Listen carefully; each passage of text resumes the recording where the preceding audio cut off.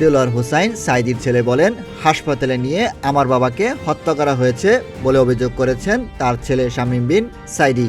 বুধবার 1 জানুয়ারি রাতে চট্টগ্রামের মিরসরায় এক ওয়াজ মাহফিলে তিনি কথা বলেন। দেলোয়ার হোসাইন সাইদির মেজ ছেলে শামীম বিন সাইদি বলেন, জেলখানা থেকে হাসপাতালে নিয়ে আসা হলো হার্ট অ্যাটাকের কথা বলে।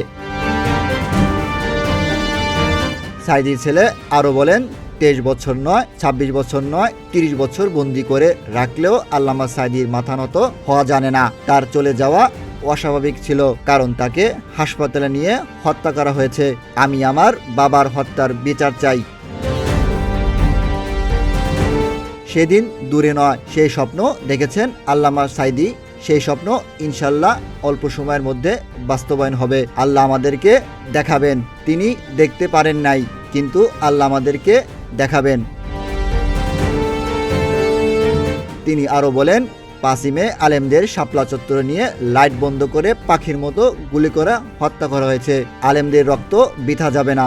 এই বাংলার মাটিতে ইসলামের পতাকা, কালেমের পতাকা বিজয় হবে ইনশাল্লাহ। আশিক ইলাহি, প্রতিদিনে বাংলাদেশ।